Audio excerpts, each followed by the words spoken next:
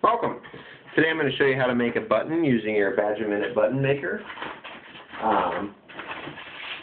There's a couple different styles of pin backs. I've got some old ones and some new ones. It's all the same from Badger Minute. What we're going to do today, however, is show you some tricks and tips that they may not have pointed out good enough in your video with the kid. So I'm going to try to clear up some of those.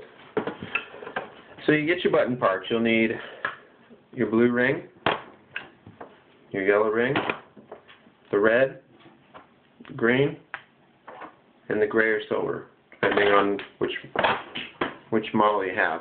I have pre-cut some circles out that I can put artwork on. In this case, I'm going to just put the word Etsy.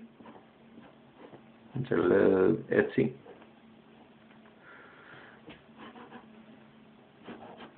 Alrighty.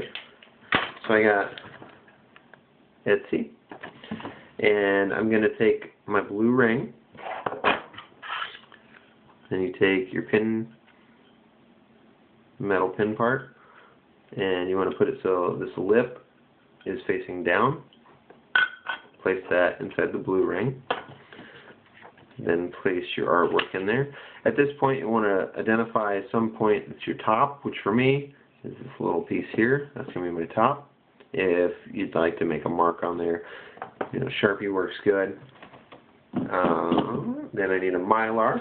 So you take out your Mylar. So to make sure your Mylar is stored in a safe, dry, not well lit area, or it'll get hard and cause it to curl and crack. Set that on top of your artwork. Okay. Now when you're applying the yellow ring, set it on there. I like to hold the artwork, so when I turn it, it moves very minimally. So it looks like so. Now when you're looking at that, if you see any ripples in it, just push them out. Otherwise it could cause it to curl funny. Just make sure it looks flat, which it does. Then you flip it over. Take the gray ring or silver ring. Set it in the back so it looks like so, evenly spaced. Take your green ring, set it on top of the gray ring. And the part in the video with the kid that you saw, he does hand over hand pressure. Ideally, standing up does make it a lot more even, so I recommend that. They say you should hear two pops. Sometimes you do. Sometimes it sounds like one long pop when the pieces are going together. Now, when you lift this, ideally you should hold it, but this is the more vintage style, so you can lift it. It's not going to come undone. You just want to turn it over, let the green ring and the gray ring come out. If it doesn't come out right away, just reach in there and pull the gray ring out. So now it looks like this in the back. You can see where the artwork and the Mylar are kind of curled. That's good. Okay.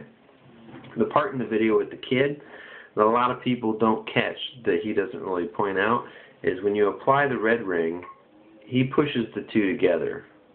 Notice in the video of the kid, this red ring does not look this far out. So what I'm telling you is, watch for this in his video.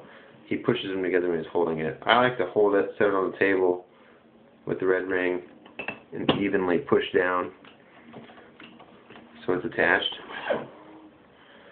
And this is how it looks in the video with the kid. That's correct. So now we have where it's kind of curled up like a pop can top from old soda bottles. That's good. You set that all together the way that it is. Then you take your pin back, and what I'm going to do real quick is just lift this off the red ring and look at my artwork, make sure it's the direction that I want it, which in this case I would have been disappointed because it wasn't. I'm going to reposition that so I know where to set my pin.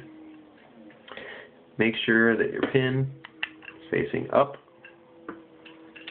so that way it can come off.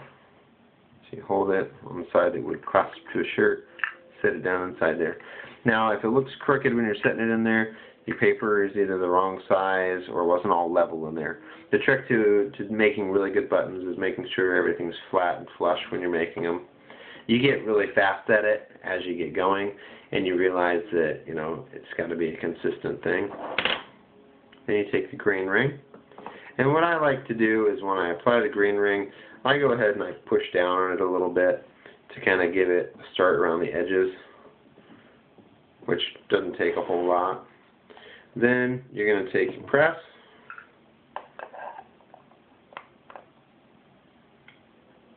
I do a little bit on the green, and then I flip it to how it's correctly done,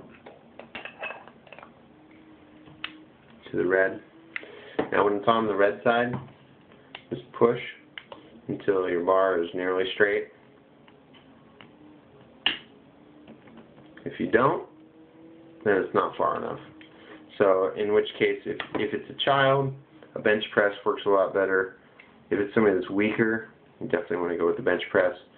The hand press works if you've got enough arm strength to really squeeze it.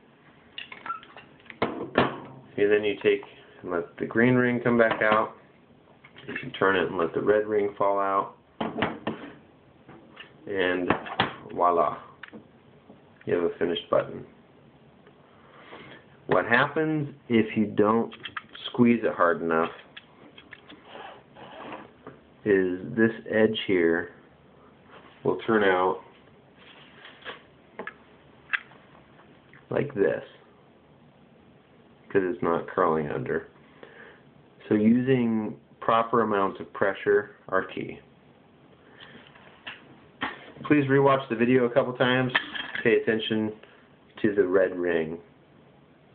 If you don't pay attention to the red ring, you'll end up with buttons that you have to throw away.